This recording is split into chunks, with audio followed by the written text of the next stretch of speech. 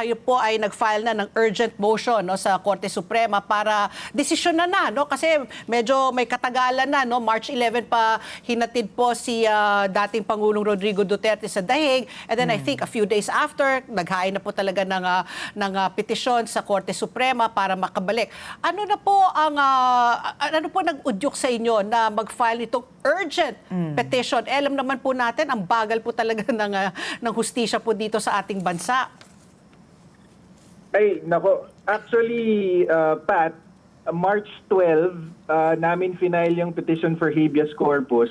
Nasa eroplano pa po si PRRD nung mga panahon na yon. Under the control pa ng gobyerno natin. Kaya umasa kami nung final namin yun ng March 12 na mauutusan pa ang gobyerno na pabalikin yung eroplano dito. Kaya lang, hindi naglabas agad ng aksyon ang Supreme Court hanggang sa nahatid na nga si Pangulong Duterte sa ICC. Ngayon, final namin, kaya na nga ng sabi mo, diba, yung napakatagal ng hustisya dito sa Pilipinas. Yes, narinig nyo na yung kasabihan na justice delayed is justice denied. Napakatotoo niyan, lalo na sa petition for habeas corpus. Kasi ang habeas corpus, dapat madali ang remedy yan, madali ang kaso para mabalik yung taong dinakip ng sino man. Kasi pinapahalaga ng konstitusyon natin at ng batas natin ang kalayaan ng bawat Pilipino at lahat ng bawat tao. Kaya kapag nag-file ka ng habeas corpus, ang expectation niyan, mabilisan. In fact, ang policy nga ng Supreme Court is kahit na mukhang walang merito yung petition on its face, mag-issue na agad ng writ of habeas corpus para i-produce yung taong hinahanap sa korte para maaral na ng korte kung legal nga ba ang pagkadakip o pagkakulong sa tao na yon. Pero sabi mo nga, March 12 pa na-file, lagpas 8 buwan na po, wala pang aksyon yung Supreme Court. Kaya nag-file na tayo ngayon ng urgent motion. Kasi din, Pat, marami nang nangyari since March 12 na nakakabahala na dapat na hindi sana nangyari kung umaksyon yung Supreme Court. So, number 1, lumubha na yung kalagayan ni Pangulong Duterte sa ICC.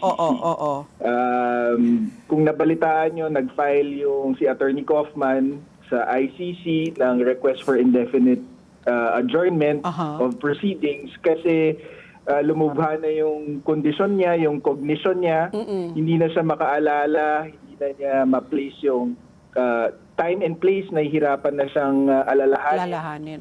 Yung mga yon. So, hindi na siya fit to stand trial. So, sabi natin sa urgent motion, naku, kung umaksyon lang kayo noon, sana hindi nangyari ito. Pero, meron pa tayong pagkakataon ngayon na umaksyon ng Supreme Court, pauwiin nyo para magamot siya ng mga doktor niyang tumitingin sa kanya for so many years dito sa Pilipinas. O kaya naman, para hindi natin ma-experience yung national embarrassment na yung Pangulo nating minahal mamamatay sa foreign custody. Diba? Tapos, pangalawang nangyari na hindi inaasahan, yung mga tao na responsable sa pagkatakip niya at sa paglipat sa kanya sa ICC, ginantimpalaan ng mga posisyon sa gobyerno, si Ombudsman Remulla, si naging PNP chief si General Torre, si Marcos Lacanilao na naghatid sa kanya mismo sa ICC, naging LTO chief na ngayon.